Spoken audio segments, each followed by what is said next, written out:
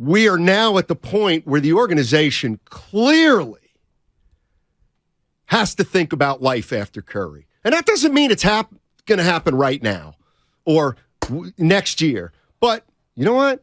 We got to start thinking about it 2 or 3 years down the line. If for no other reason, it's because he's getting older and he's going to get banged up a little bit more. Well, can't you see how there'd be about 8,000 different ways to approach the approach after Steph Curry starts either noticeably declining or let's just call it the post-Curry era. Well, and if you look at the Warriors' culture, obviously everything starts with Steph. Like you mentioned, he was here before any of these other pieces joined. But if you're building a pyramid, a culture pyramid, Curry's your foundation, and the two pieces at the top that create the apex would be, in my opinion, Bob Myers and Joe Lacob, ownership and the front office. So you have your marquee player at the bottom that makes everything go on the court. You have your front office on that top right side, which is responsible for creating the roster, and then the ownership, which of course steers the ship. You're telling me right now that one piece of that pyramid could potentially be gone next year. Like, that is a big deal. And whether the Warriors win it or they don't, right now, I think the organization is trying to figure out, is that a void that we can fill, or is that one that is irreplaceable? And that's the question that I think that this season ultimately is going to decide. 888-957-9570. I don't know about Warrior fans, how they feel about this one, but I do feel like this is the year, and then there's going to be the offseason, and there's going to be a pivot. It almost feels inevitable. A crossroads. Exactly. Because here's the other thing. Steve Kerr's contract's up after next year. So how often have we heard, well, Bob and Steve are kind of a pat. Bob and Steve. Okay, yes and no. But here's the other thing. If you're going to move on as an organization, what's going to happen this year? I don't think the Warriors are going to win it. All right? But let's say they do.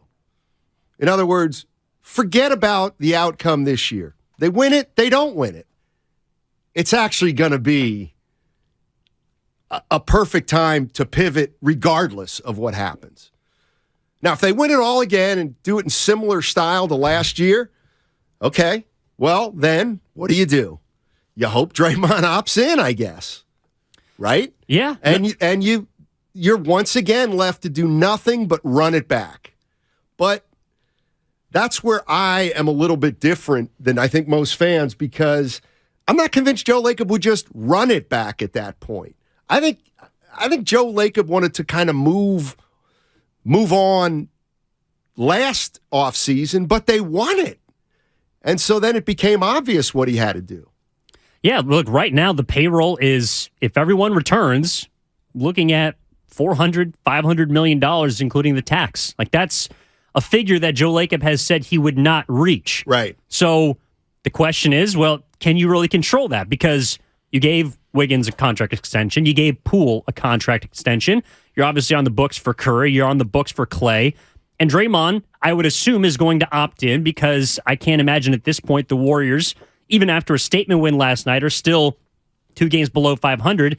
You can't reason with giving him whatever money he feels like he deserves at this point. So he's going to opt in next year. That means you're going to have to find a way to shed salary, and you can't do it at the top. So if you're the Warriors right now looking at next season, the year after, yes, I do think last year was probably supposed to be that pivot point, but then you can't justify moving off of any of the big boys after winning a championship, because you do owe them the right to defend their crown. And this is the year where if they don't win it, then the question becomes, well, do they have the right to defend a Western Conference Finals appearance, or maybe even an NBA Finals appearance? Right. Anything less than that, to me, is an automatic, we got to pull the plug. Well, but and if they make it there, then that rewrites the entire equation. Well, exactly. And here's what I think. And I don't think when you say, okay, now you owe it to him to try to defend or try to, back it up. That doesn't necessarily mean you have the whole season to do it.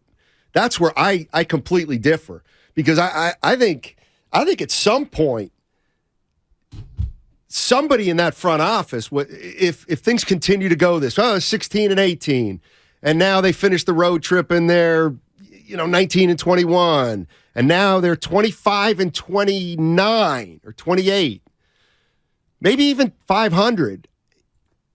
That's not championship.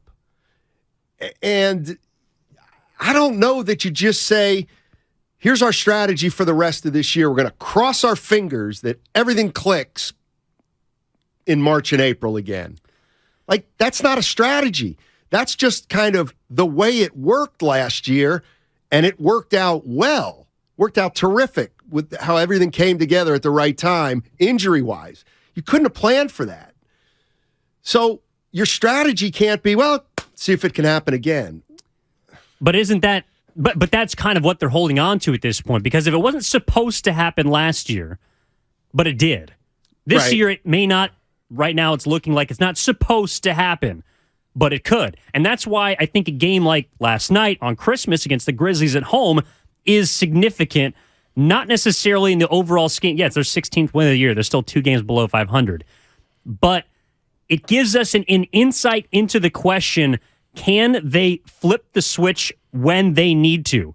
Now, it's a regular season game. Memphis is on the tail end of a long road trip. The Warriors are coming home after a sluggish road trip. It aligns well for them to be at their best, even though they're missing probably their 2 best players in Curry and Wiggins. But that's a team that has legitimate belief that they can beat you, that did all the talking in the offseason leading up to the game. That's clearly an important game for Memphis, but a more important game for Golden State, in my opinion, because they need some sort of evidence that they can courage up this championship level of play like they did before the road trip against Boston, and they're feeling real high and mighty, and then, of course, they come cratering down to earth. So the question is, which team is this? Are they the team on Christmas Day that can shorthandedly defeat soundly a Memphis Grizzlies club that's up and coming, or are they the team that gave up 40 points in the first quarter to the Brooklyn Nets and got absolutely waxed and gave up 90 points in the first half? Which team is this Warriors group? And that's why I'm hearing Steve Kerr say your record is, you are what your record says you are, and those kind of things. I think this is interesting because the Warriors got off to a 3-7 start, and there were a lot of questions, mostly about Clay and Poole, but obviously what happened after the punch. And I remember saying at 3-7 or 3-8, 4, whatever. Look, you can't make a move now because you can't even assess this team now. You have to wait until it starts playing a little bit better. What happened? So they get back to about 500. I don't know what their best stretch was, Evan, 8-3, 8-4 maybe. But then they get back. They get back and they now, okay, all right, now they look like a team. But they've got some issues on the back end of the roster. They're young guys, but they're okay. Well, now it's almost the new year, which is what even conservative people were like, let's wait till we get to the new year. Yeah, season starts at Christmas. Exactly. Okay, so now on January 10th, approximately, you're going to be about 500. Barring a 2-5 next 7 games. Let's say they go 4-3. Let's just get them close to 500. All right, that's what you are. You're a 500 team, and now Steph Curry's coming back. You have about a month or so beyond for the trade deadline. Okay, so you know where you are now. How much do the next 7 games matter? Because to me, the record is like, what if they don't win more than 2 games on this road trip or homestand? Now that feels preposterous now, but go ahead. What if Curry comes back and they're 5 games under? Then you're looking at a scenario where, and this is why I thought last year, like everything after the All-Star break, Kerr has always said is about gearing yourself up for the playoffs, getting yourself ready for the postseason. Well, they have never really been in this situation where they've had to chase wins this late in the year or after the All-Star break. So if they do, only go 2-5 or 3-4 over the next 7 in the homestand, I don't think that's going to happen because their schedule gets pretty soft. But if that does happen, you're looking at 5 games below 500 when Curry comes back, then you're going to have to chase wins. And that may not hurt you in the immediate. Who knows? You could go on a 8-2 run in the next 10, get yourself back into the postseason picture. But where it could hurt is having to play Klay Thompson 40 minutes like he did last night, or playing Steph Curry 35 minutes game after game after game, and hoping that he doesn't re-aggravate that shoulder, because at that point, you cannot risk anything happening to Steph. Like, that's the season, in my opinion. So you might be in a situation where down the stretch of the season, you're trying to battle to get out of the play-in, as opposed to getting yourself ready for the actual playoffs, which is what they could do last year. Well, the other thing is Draymond, kind of similar to what he did last year, addressed that. Like, he almost said, if we're in the play-in, then I would hate to be a 1 or 2 seed. Well, even if we're in the play-in, we'll just win our play-in games, then run the table.